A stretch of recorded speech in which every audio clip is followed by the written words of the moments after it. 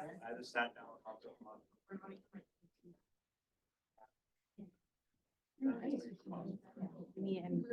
To get started. So welcome everyone. I'm Emily Baum, and today it is my pleasure to be able to introduce Peter Hessler. So I have been wrestling with how to do justice to this introduction. For those of us who know Pete, we know that he is not only a prolific writer and journalist, but more importantly for many of us, his writings have really defined how we have come to know and understand China. And this has certainly been the case for me.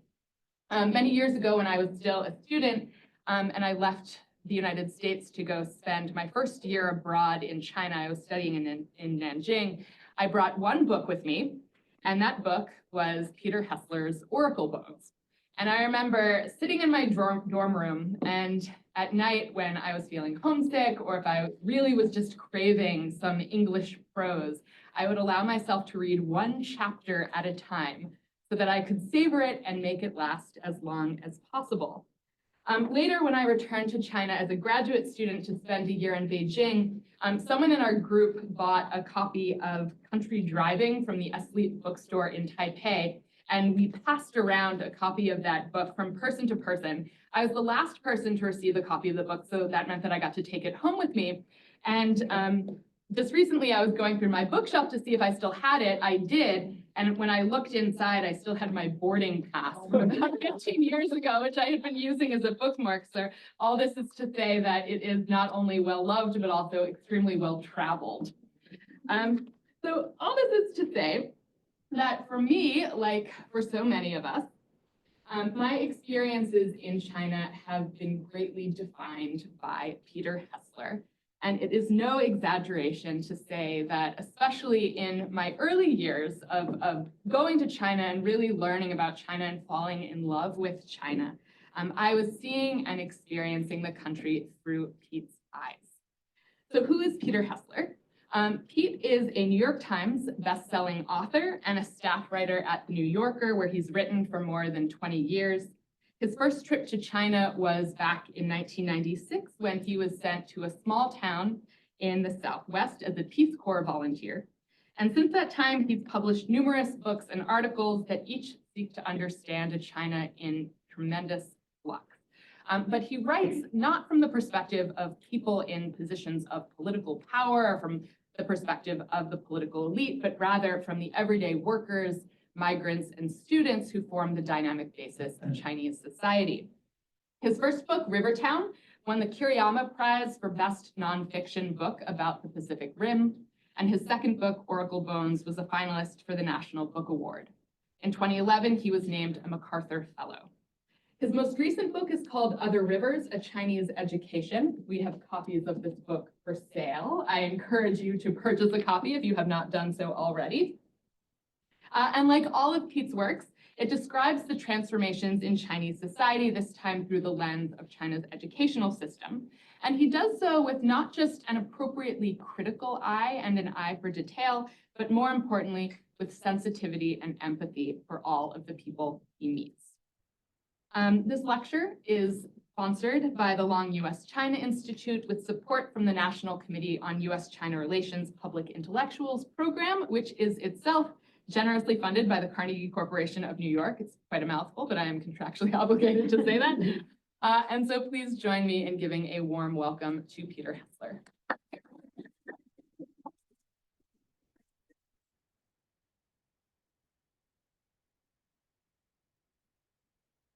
Thanks so much, Emily, and thanks to everybody for coming today. I'm going to talk a little bit about sort of my experience teaching two cohorts of Chinese students separated by basically a generation, a little more than 20 years.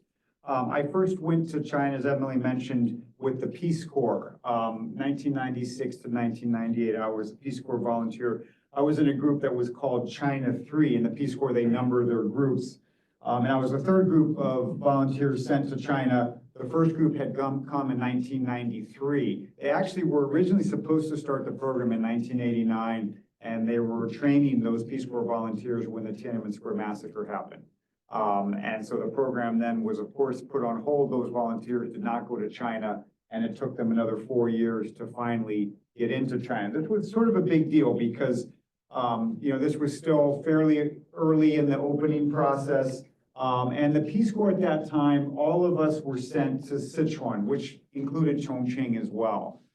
In those days, the reason that we were sent to Sichuan was because it was Deng Xiaoping's home province. And also there was a consulate there in Chengdu, which made it logistically easy, but Deng was actually important to this because the Americans were aware that there were people in the Chinese government who might not be happy about having Peace Corps volunteers, and they thought this would be a good way to establish goodwill. And I was the first, along with another volunteer named Adam Meyer, I was the first volunteer sent to Fuling. And by chance, we have the last volunteer sent to Fuling is here. Austin, I said I was Peace Corps 3, Peace Corps China 3, Austin was Peace Corps China 25. So we sort of have the full span of volunteers who went to Fuling. Now Austin was different because when he went, he had already studied Chinese. He already had good Chinese. That became more common as the program got more mature. But back in the 90s, as you may remember, those of you who are older, very few people studied Chinese. I had no interest in China when I was in high school and college. It was more common for students to study Japanese. In those days, and actually from my Peace Corps group, none of us had studied Chinese or even taken a class in Chinese history. So it was a pretty intense experience. So we were put in the classrooms in a country that we knew very little about. And our students that we taught, none of my students had ever met an American before. And most of them had not even had a conversation with a native speaker. So we had this very intense learning curve, especially in the first semester. I was learning a lot about those students. I was also learning about myself from them. During that first semester, there was a student named Richard who turned in an essay for my writing class that was called "Why Americans Are So Casual." And he wrote, "I'm a Chinese. As we all know, the Chinese nation is a rather conservative nation. So many of us have conservative thinking in some degree. I don't know whether it is bad or good. Our foreign language teachers, Peter and Adam, came to teach us this term. It provides a good opportunity of understanding the American way of life. In my opinion, they are more casual than us Chinese people. Why do I think so? I'll give you some facts to explain this. For example, when Mr. Hessler is having class, he can scratch himself casually without paying attention to what others may say. He dresses up casually, usually with his belt dropping and dangling. But to tell you the truth, it isn't considered a good manner in China, especially in old people's eyes. In my opinion, I think it's very natural. Last week, when Ms. Thompson, another Peace Corps volunteer, gave us a lecture on the American election, she took off her woolen sweater and tied it to her waist. To us Chinese people, it's almost unimaginable. But thank goodness we majored in English and know something about America. It didn't surprise us. But if other people saw this, they might not believe their own eyes. So we made a lot of mistakes, of course, in the early part. These were the English majors that I was teaching in that first semester. At that time, only 1 out of every 12 college-age Chinese, 8%, was able to enter any kind of tertiary educational institution. It was very rare to go to college. So the Martin Trout, the sociologist who defined the development of modern higher education, has defined it as 3 phases: elite, mass, and universal. And elite is when only 15% or fewer can go to college. And so that was the phase that China was in at that time. Most of these students, my first class that I taught, most of them had been born in 1974, which was at the very end of the Cultural Revolution, which ended with Mao's death in 1976. Almost all of them were from the countryside. And often they were the first people from their villages to go to college. In many cases, their parents were illiterate. So this was a sort of a remarkable transition for them. The year that they had been born, China's population was 83% rural. So it was still overwhelmingly common for Chinese to come from the countryside.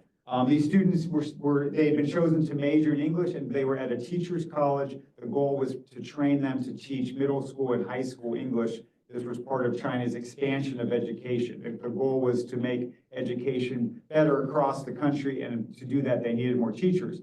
Our students would choose English names. On the far right there, you can see Jimmy, who had the Chicago Bulls uniform. That was very common in the 1990s because of Michael Jordan. Kathy in the middle, the left, this is our class monitor, the kid who kind of directed his class, and his English name was Mo. You notice that he has the tailor's label on the suit coat. People who were in China in the 1990s will remember that that was common. And Mo actually was not a smoker, but because Deng Xiaoping often had pictures with cigarettes, it was common for the students to pose with a cigarette, even if they weren't smoking. During my second year, a lot of the students, because I was given a Chinese name, Huawei, which was just given to me by the Peace Corps when I showed up by my Chinese teacher. I didn't have any idea what it meant. But my students said, well, why is it that you have a Chinese family name and we don't have one? We don't have an English family name. So some of them began to give themselves names. So I had a student named Willie who became William Foster, and then he became William Jefferson Foster. And then there was another boy named George who became George Baker Frost. I don't know where they got these. They all ended up with very waspy names. And Mo became Mo Money. That was his English name. So they were, you could get a sense at the time that they were undergoing a remarkable transformation. When a Chinese student entered college from the countryside, his hukou, or residency permit, automatically changed to urban status. He went from being rural to urban.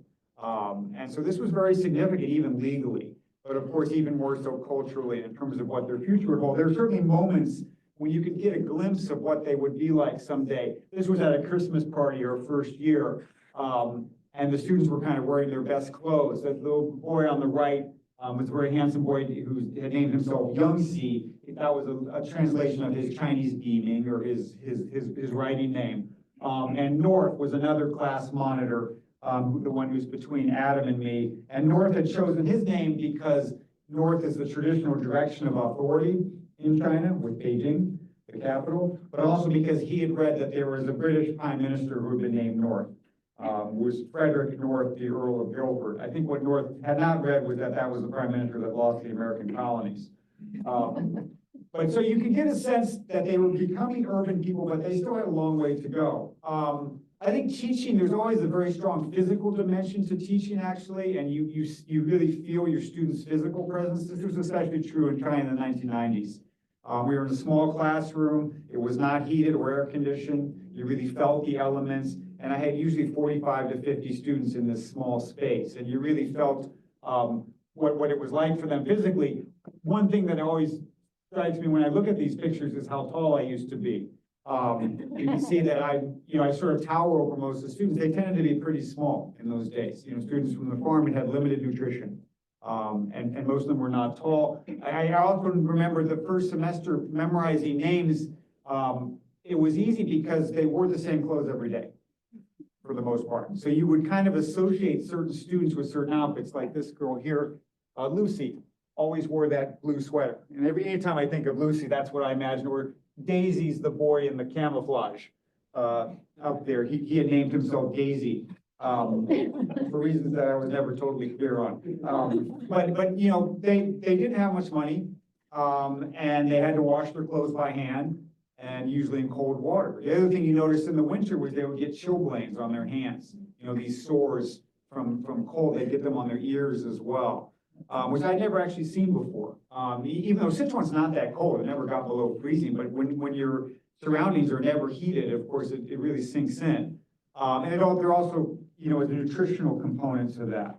But even so, some of that, so you sensed that often they had come from challenging backgrounds, but in many cases, I didn't realize how challenging until later. In 2017, I had a former student named David who wrote me a long letter, and he apologized for not having been a very good student, which is something I don't think that usually happens in America, where 20 years later, you get apologies from a student. And it wasn't like, he hadn't been a bad student, but he says, I remember he had been sort of listless and he wasn't particularly engaged.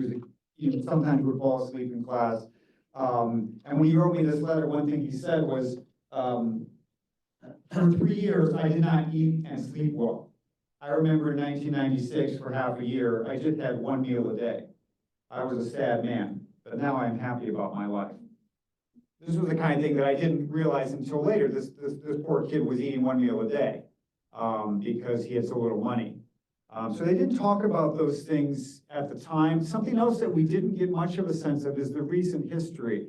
At this time, of course, we were only 20 years removed from the Cultural Revolution, which meant that their parents had lived through that event and through the Great Leap Forward, these sort of very traumatic parts of Chinese history. And it was interesting that when they wrote about their families, that rarely came up. And often what they said is they don't talk about it. My parents won't talk about what happened then. One of the few students who wrote about it to some degree was a girl named Emily. She was one of my best students, and she was one of the very few who actually had grown up in a small city. She'd grown up in Fuling, and her father taught at the university. She was a very sharp student, read very well. Actually, she had chosen her English name after Emily Bronte. I don't know if yours came from Emily Bronte. But so she wrote it during that first semester. She wrote about her family background. When my parents were of my age, the whole country was in a great confusion. Politics went first. Intellectuals were said to have the tendency to follow capitalism. So they were assigned to basic units to accept Reformation. My father was one of them. In the following 8 years after he graduated from Sichuan University, he worked in a small coal mine. Like many intellectuals, he had been sent down to learn from the countryside, to learn from the peasants. He actually turned out to be quite lucky in that the people there treated him well. Because of his math background, they found that he was useful as an accountant, and he helped them balance their books, and they respected him. So his Cultural Revolution was not that terrible. Other members of his family, though, were not so lucky. One of his sister's family was sent to another part of Sichuan for the same reason, where they were treated terribly. And the father was beaten repeatedly at political rallies and ended up dying young. And as a result, his children grew up there in that village without a father, and they also had this bad class background that was held against them, and they had no way to get out. So this was Emily's cousin, his name was Leo, and she often talked about how he was very smart naturally, but his education had not proceeded even past middle school. So during middle school, he left, and Emily's father had helped him find a job at the college where he was a gardener. He worked out, with the flowers and the plants in the college. And then around my first semester, he actually went to Kunming as a migrant to work digging ditches. So you did have a sense of this past that was not that far away, that had led to wildly different outcomes, even in the same family. When Emily wrote about her cousin Leo's family, she said, "I don't know much about the history of my cousin's family because he and his brothers never talk about it. My father sometimes says something, but he's far from a good storyteller. So what I know are only some fragments. And when my father tries to start a conversation, my cousins say, 'It's the history,' and stop at that. Never have I heard them complain about the past." In the same way that there wasn't a sense of the recent past, there was also a strong feeling of being isolated. At the time, Fuling had a population of about 185,000, which sounds large by our standards. It's not big by Chinese standards. But the city was surrounded by countryside, and it didn't have a railroad or a highway. So to go anywhere, you would take the boat. And if you went to Chongqing, the nearest large city, it took 8 hours to go upstream. This is a picture of Fuling at that time.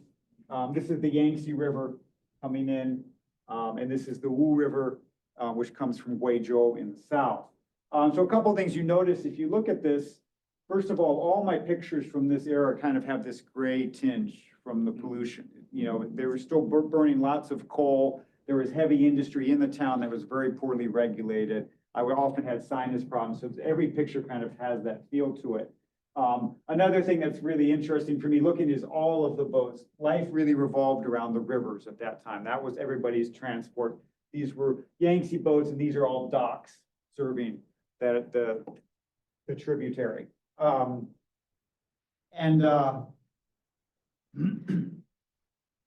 This is another view looking down on the Yangtze from the northern bank, looking on the city. And one thing at this time is, even though Fuling was remote and was still relatively poor, development had started to happen. The reform and opening, the changes that Deng Xiaoping had started in 1978, had started to change even these sort of more remote places. And so you could see when he went through the city, these kind of white buildings, that's the new construction that had started to happen. Development was starting to take place. When you looked at the city though, if you look down near the banks, there was a band here of darker buildings, no new construction there. And the reason for that was that downstream from us, they were building the Three Gorges Dam, which was the largest dam in the history of the world, and it was going to raise the level of the river. Now, Fuling was pretty far upstream from the dam, so the whole city was not going to be flooded, but this lower section would be. And so nobody would, if you walk through that part of town, nothing was being improved. The dam was scheduled to start the water rising in 2003, so not that far in the future. And if you took a boat down the river, which we often did, and went to other cities, this band would get wider and higher as you went down, right? So you get to some cities where half this town is doomed. And then eventually you get to places like Wushan where the entire town was going to be rebuilt and nothing was being improved throughout all of those places. So this change was on the horizon, but in the same way that people didn't talk much about the recent past, they also didn't talk a lot about the near future. You would see these signs in that lower part of Fuling. That marked the water level of the future reservoir. And so periodically, when you would walk through the old part of town, you'd come across one of these signs. And I was always trying to envision what would it be like when these changes happen. But I was also struck that people just didn't talk about it. And I think it was similar to the past in that there was nothing they could do to change it. And they also had plenty to deal with right now. Changes were already happening on the day-to-day basis. They had to be focused on where they were at this moment. But I did think about the past. One thing in town that made me think a lot about the more distant past was this artifact. So when in the winter, the river level would drop and this ridge would appear. This was a strip of sandstone that was in parallel to the bank in the middle of the Yangtze River. And it appeared in the 700s, somebody carved two stonefish in that rock. The rock was called by Fuling, the White Crane Ridge. And those two stonefish were useful because the water level, when it hit the eyes of the fish, they knew that the water was at the traditional low point for the winter. And every year when boatsmen went down there in the winter, they could stop at the ridge and look at the water level compared to this gauge, and that helped them anticipate the rapids downstream. So it was an important thing for boatsmen, and it became sort of a tradition, and it was associated with good luck when the stonefish would appear. And so people would come and carve even calligraphy and poems into the rock. And over the years, the first dated carving was 763 AD. And over the years, they carved more than 300,000 characters into this rock, some of them by famous calligraphers. So it was really amazing to go out there. Like this was, the date that I was there was January 30, from this photo, is January 30th, 1998, and the water level was 2 inches higher than it had been in 763. So you did have this sense of continuity with the more distant past. And I came to realize that time, which you're aware of the progress of time moving forward, those white buildings in town, the dam, but you also were aware of time as a cycle. And the cycles of the river had shaped life and shaped culture in this area for more than a millennia. And I was curious about what would happen when these cycles and the progress intersected and when the dam was built. We used to go out to the White Crane Ridge. There was a fishing family that would just keep their sampan there in the winter, and you would pay 2 kwai, which was about 25 cents. And they'd ferry you over there. And then there was a guy named Huang Dejian, who was right there, and he was from the Antiquities Bureau. And that was his job in the winter. He would sit out there on the rock all winter, usually in this big PLA surplus coat, and there were very few tourists went out there, but he was very enthusiastic and he knew any of the carvings. I had a book about the carvings and I could ask him about something and he would immediately find it. And I used to ask him, what's going to happen to this? And he's like, well, they're going to build an underwater museum. And that was, my last year in Fuling, I was reading the newspaper to study Chinese, and this was an article that I clipped on January 1st, 1998 in the Chongqing Wanbao, the evening paper in Chongqing. It was about the White Crane Ridge. And it said that they were thinking about 2 plans.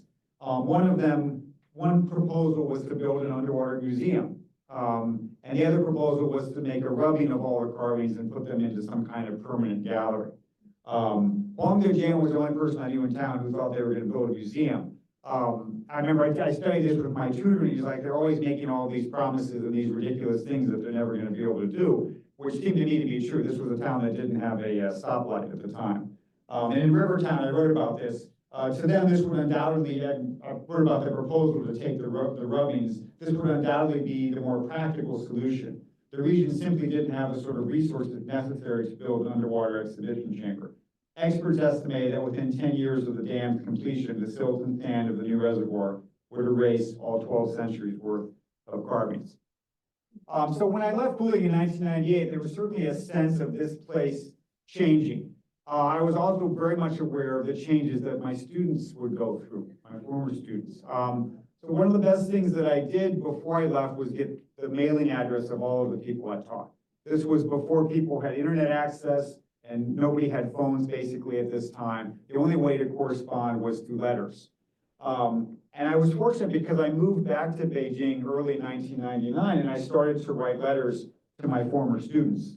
And all of them had to be done by hand, and they would send me these letters back. And these are letters that would come, I was working in the Wall Street Journal Bureau as an assistant in Beijing, and my students would send these letters hand addressed and handwritten.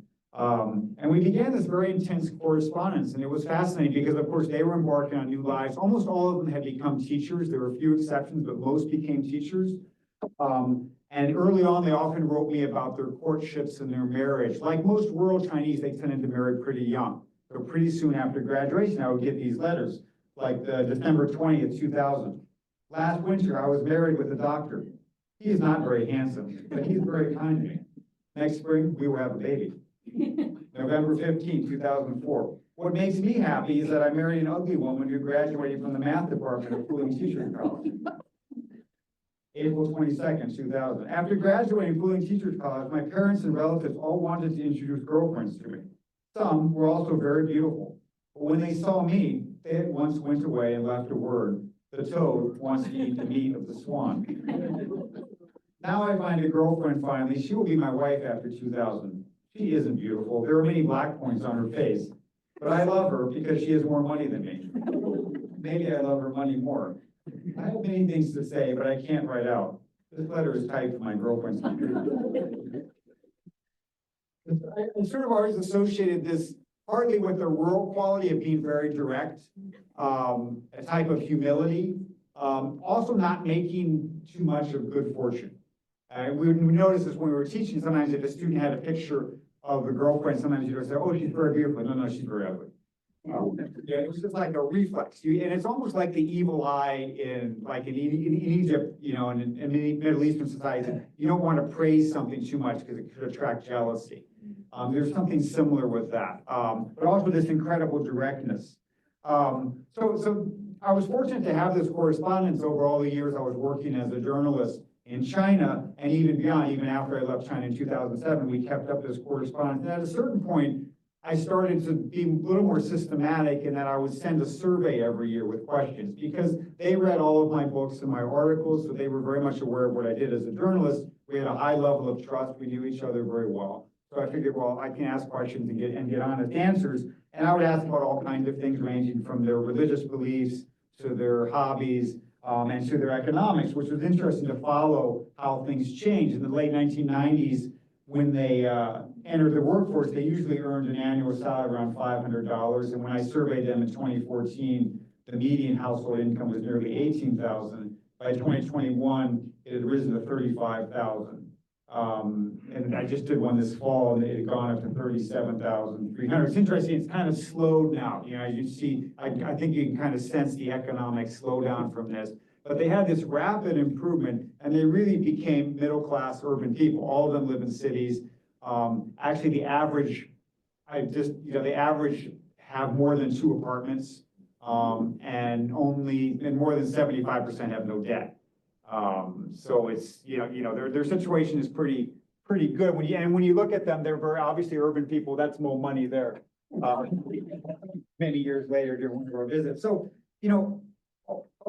over time, I realized, how remarkable they were in terms of, it wasn't so much because of their background, right? I mean, they grew up they didn't have connections or guanxi, as you would say in Chinese. They didn't have any educational advantages. They were good students. They got into a college, but Fuling was a relatively low-ranking college. But they're historically very fortunate.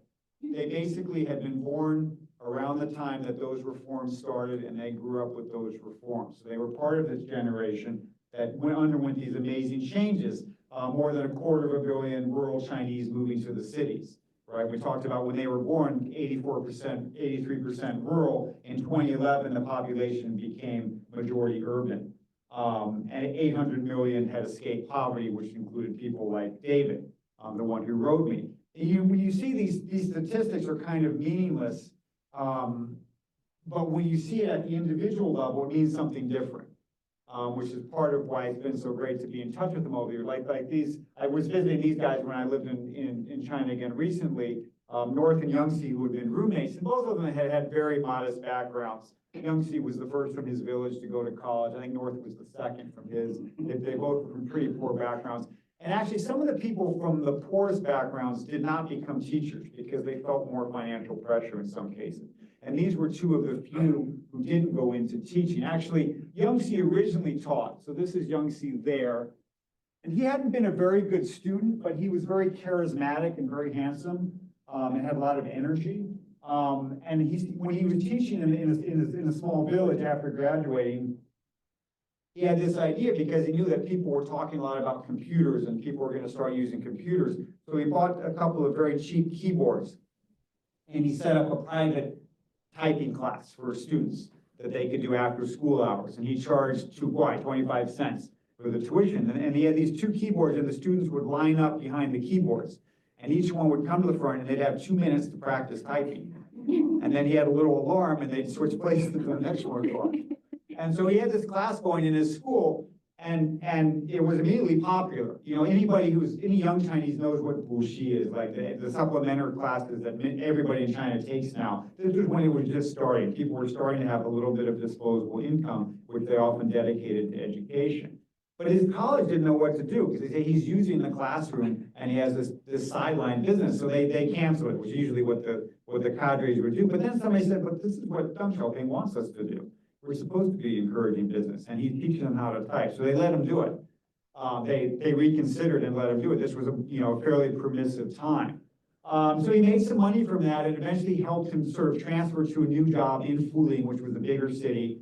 And when he was in Fuling, he borrowed some money from a colleague, and he had this idea of starting a cell phone shop. People were just starting to get cell phones. Earlier when I was in Fuling, we had like 2 people on our campus who had phones, and everybody knew who they were. Partly because when they answered them, they always shouted so loud. Like, "Wait, in the Sichuan dialect." That's what they said. They shouted out so everybody knew that they're using the phone. But by the time Yangtze got back to Fuling, they were starting to this was starting to become more common. So he set up a shop. And one of the distributors gave him walkie-talkies as well as stuff, which he thought was kind of odd, but he stocked them. And then pretty soon he realized that they were selling really well. And he realized the reason was construction companies needed them. Because construction workers at this time didn't have cell phones, and you still paid for every cell phone call at that time. So a walkie-talkie made much more sense on a work site. And as your work site expanded, you needed more people and more walkie-talkies.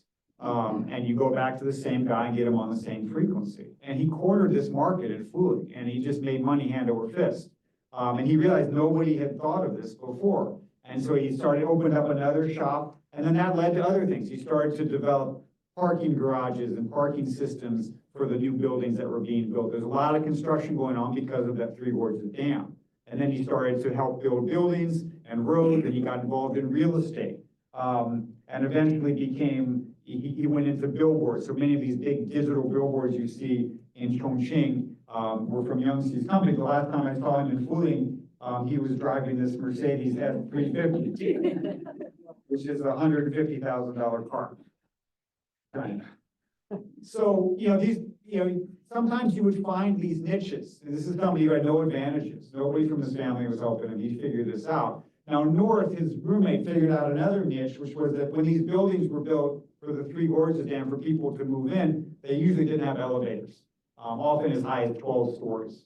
They were built around 2000, 2001, 2002. And 20 years later, everybody's getting older, Chinese population's aging, and North said they're gonna need elevators in those buildings. So he started a company that puts elevators onto the building. You can see one of them there. You just attach it to the outside of the building, which initially I thought was sort of strange because, you know, he's not an engineer. And he's like, well, I don't do the engineering, somebody else does that. But he had been the class monitor, which meant that he was he was good with people. And that turned out to be a really important skill for this, because if you build an elevator onto a building, you've got to get the people to agree to pay for it. And every floor has a different fee, because the negotiations are so intense, it gets more expensive with each floor up. And so he was really good at staying calm and kind of walking people through it. And there was always one or two people who try to refuse, and everybody else in the building gets angry at them. But this was the niche that he figured out. So it's been great to stay in touch with them, but I thought from probably around 2010 or so, I had this idea that I would go back to China at some point and teach again. And I wanted to be roughly 20 years after that first experience, because that's about a generation. I was curious what it would be like at a Chinese university, and then I wanted to go back and spend time with people like North and Yangtze. So I went back in 2019, and I couldn't teach in Fuling, for kind of political reasons, but I was able to teach at Sichuan University, which is not too far away. And at Sichuan University, just to give a sense of how much the education had changed, we mentioned that earlier 8% in 1996 went to college. By 2019, it was 51.6%, which is what you would call universal higher education. So China had passed through all three stages in the span of a generation. And some of these, like in Fuling, when I left, there was 2,000 undergrads, and in 1998, 6 years later, they had 20,000. And that kind of expansion actually happened at all of the small colleges that Peace Corps volunteers taught at. So it's sort of incredibly hard to grasp the change there. These are my students at Sichuan University. Some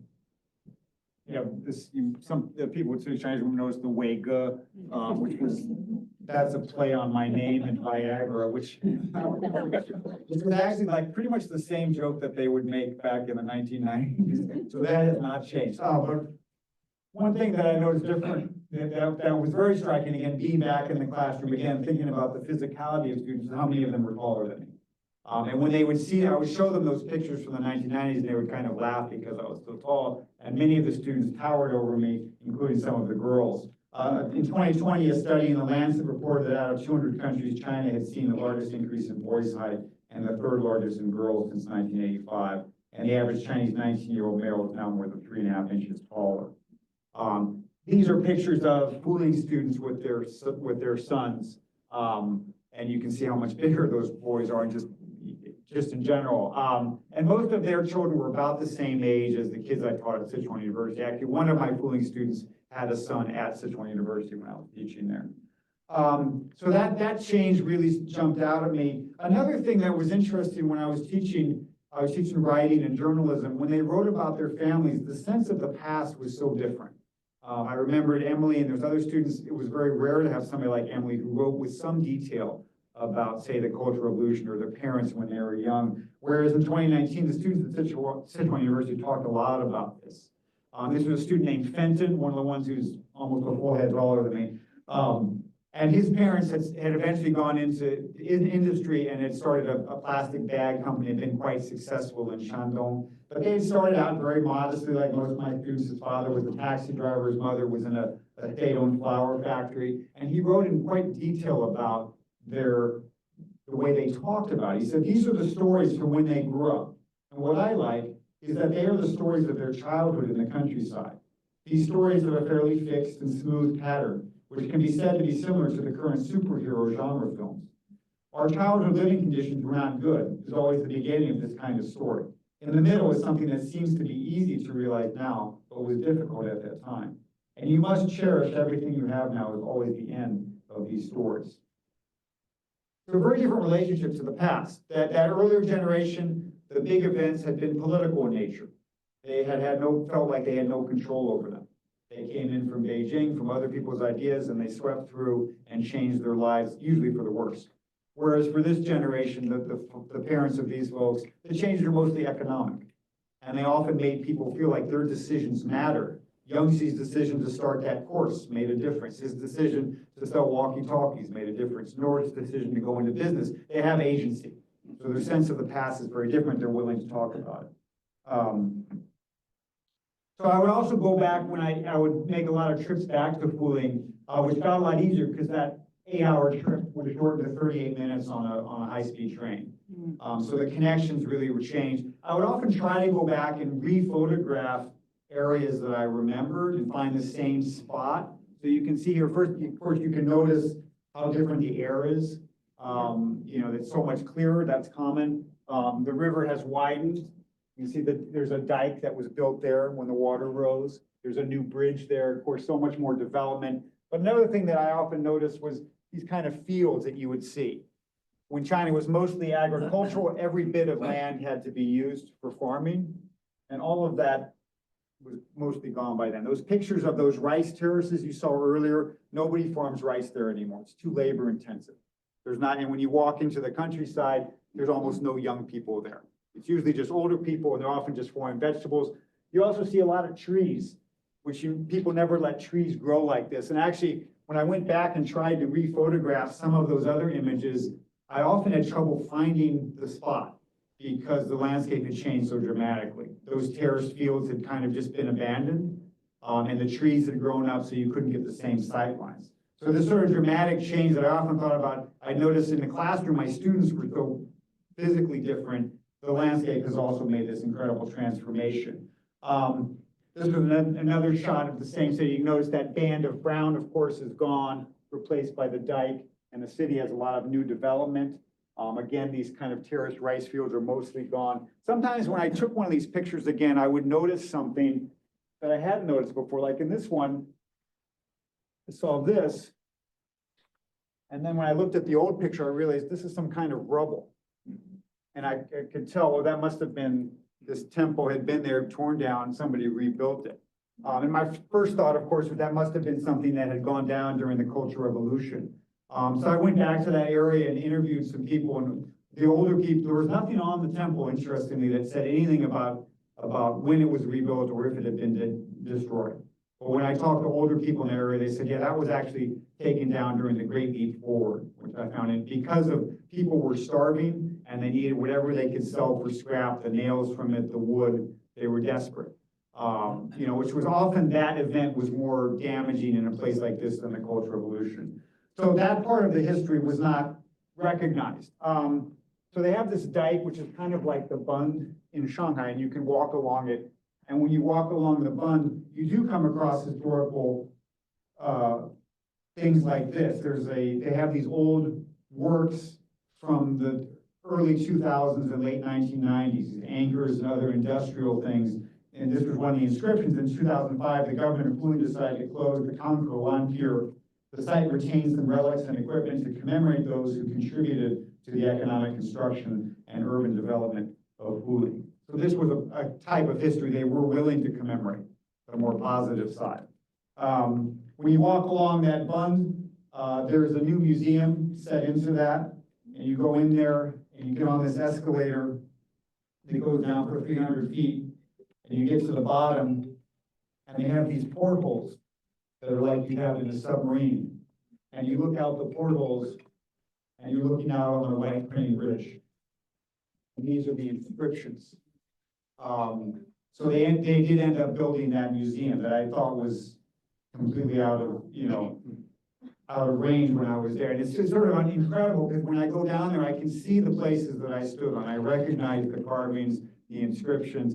And then, 1998 to 2010, that's only 12 years. And you have this incredible change, 200 feet of water on top of that, and you're down beneath it looking at those carvings. And you think about this was something that was up and down in the river for more than 2,000 years.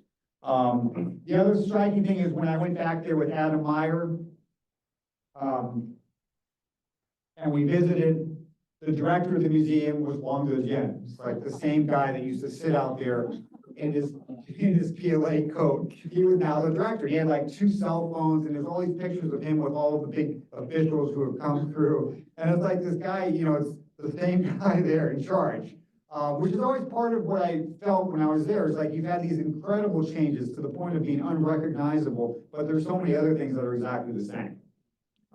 Also, the unpredictability of stories. That's Emily there with her son. So I talked about her cousin Leo, who missed his chance at education because his family had the capitalist background. He ended up going to Kunming to become a ditch digger. And then he started working on construction crews. And then eventually he started kind of directing his own crews. And it turned out because he was so smart, he was very good at estimating what something would cost. And people realized that they could trust his bids. He got a lot of business. His crew succeeded. He expanded. Then he started to buy and sell real estate himself. And by 2010, his net worth was in the tens of millions of dollars. And he was often written about as one of the most successful entrepreneurs in Chongqing. And that year he gave nearly $500,000 in charities to support the poor. So you have also these ironies. This person who had missed his chance at education because of his supposedly capitalist background, that pushed him into the workforce, which of course made him become one of the best capitalists in all of Chongqing. So this, you're often struggling with this because there is this incredible change. Other things don't change at all. And of course, the political system. It was something when I lived in Fuling, I always thought, well, I'm sure in 20 years we'll have a significantly different political system. But in many ways, it was more repressive than it had been certainly in the early 2000s. Still a one-party state. In many ways, under Xi Jinping, things have become more authoritarian. And you think about that in the context of that educational expansion is really striking, right? You have suddenly all of these people going to college. How is it that it remains so repressive? There's a scholar at Harvard named Elizabeth Perry, a historian, who's written an essay about this called Educated Acquiescence. And she says, one might have expected that opening China's ivory tower to an infusion of scholars and dollars from around the world would work to liberalize the intellectual climate on Chinese campuses. Yet Chinese universities remain oases of political compliance amidst the social contention that has swept much of the rest of the country. She attributes this in part to different traditions of education. Like in the West, higher education often came out of religious institutions, monasteries, and others, which often were aligned with the state, but not necessarily the same as the state. And sometimes they played an oppositional role. Whereas in China, the educational tradition really comes out of the Keju, the imperial examination system. And it was always very much tied to the state. And in some ways, people are trained to become part of the state. That's why she refers to it as educated acquiescence. I did find that it was very hard to predict what it would be like for the next generation. Teaching these young people in Sichuan was fascinating. There's a term Xiaofenhong, the little pinks that they use to describe the intensely patriotic young people. But I found that to be less of a dynamic among the people I taught. I found there was more likely for them to be a little disengaged from politics. I went back to all the papers and I realized nobody ever mentioned Xi Jinping's name in class. Nobody ever brought it up. And when I looked through more than 500 papers, I could find only 22 references to Xi Jinping. So they just kind of avoided talking about it. Whereas in the 90s, it was very common. When I asked my students talked about Deng Xiaoping, Mao Zedong, all the time. When I asked them to write about their heroes, out of 22 who wrote about public figures, 15 chose political leaders, with Mao being the most popular. Nobody chose a scientist or an entrepreneur. When I asked the same question in 5 sections of my freshman classes, the most popular choices by far were scientists and entrepreneurs. Out of 65, only 9 wrote about Chinese political leaders. 4 Mao Zedong, 3 Deng Xiaoping, 1 Zhou Enlai. Only 1 student wrote about Xi Jinping, which meant that he was tied with Eminem, Jim Morrison, Lionel Messi, and George Washington. And the student who wrote about Washington wrote, the reason why I admire him most is that he gave up his political power voluntarily. So they were quite savvy. They knew how to communicate something indirectly. That's something else that I've noticed about the young people I taught. When I asked them in that survey, what do you worry about the most? Only 3 specified possibility of war, mentioning Taiwan. Only 3 mentioned politics. Only 1 said the environment. I think if you asked a group of Americans, probably a lot of them would say this is something to worry about. The vast majority of answers were personal. More than half mentioned job opportunities or issues with graduates. So I think the system teaches you not to think about the bigger issues. What's the point in in worrying about things that you can't change. I think they're also very heavily weighed down by this idea of competition has become so important in China. And I think their parents' generation, the kids I taught, they succeeded through competition. And it's almost like, I think in some ways, almost like a faith, like it's something that people really believe is important. And now students in China face such intense pressure to succeed academically that I think this really shapes their psyches as well. They often talked about Neizhuan, involution, this sense of kind of self-defeating competition. When things become so competitive that you have diminishing returns, they often talked about that being a defining quality of their generation. I recently asked my Fuling students, who mostly, because their kids are basically college age or just out of college, what quality about your children makes you most proud, the quality that you most admire?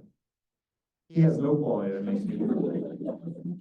She shows great interest and talent in studying. He likes eating bitter, and he likes studying, though it is tiring. She is well behaved, and she loves and cares for me a lot. She is not spoiled at all. She's much more capable than my wife and me. She's good at learning new things. So, I noticed they didn't complain about them being spoiled. And I felt like that about the students I taught at Sichuan University as well. Even though they were almost all only children, and they had much more economic privilege than the previous generation, I definitely would not describe them as spoiled. They were incredibly hardworking because of this intense pressure they felt and the competitive environment. I asked those Fuling students, what quality about your childhood bothers you the most or worries you the most? Of course, they wrote more about that. He's kind of lazy, he doesn't like any kind of sports. I think he is weak. She's not into sports in the slightest, she's overweight. He's always staying at home, he never does any sports.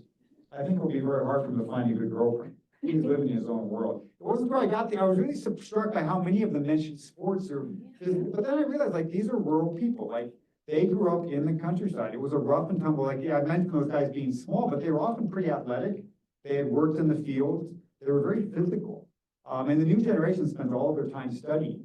And I realized the parents were very much aware of this, that their kids are less physical than they had been. So again, this kind of sweeping change, even at that level. What bothers me most is that she's not interested in finding a boyfriend, as we expect. He is too naive and does not know well how to get along with others. He does not drink at all. He has a small circle of friends. For that generation, drinking at banquets was an important part of Guanxi, of how you get by in the world. And it concerns them that their kids are so isolated, they're not learning the real lessons on the ground. They're learning only academic things. He is likely to trust all people around him. He thinks the world is great. He is likely to be cheated. So I often thought about the differences between these generations and sort of the challenge. For the 1990s, the students at that time, in some ways, of course, it was intimidating because they came out of poverty. They didn't have strong educational backgrounds in their families, but the goals were very clear. Become an educated person, become a city person, and improve your financial circumstances. And all of those things were possible, and every one of those students did that. Whereas I think for young people today, it's much harder for them to figure out what is it that I want out of life. They often have material, the material circumstances are pretty good, but they're, what should my main goals be? And so I felt it's more complicated for them. One of the questions I asked the Sichuan University students who are now in their early 20s was, do you want to have children eventually? The majority said no. And of the 25 women who responded, 19 did not want children, 76%. One of them said, we are already a confused generation, and children's upbringing requires long periods of companionship and observation and guidance, which is difficult to ensure in the face of intense social pressure. The future of Chinese society is an adventure, and children do not demand to be born. I am worried that my children are not warriors and are lost in it. I'd like to stop there and open it up for any questions. Thanks.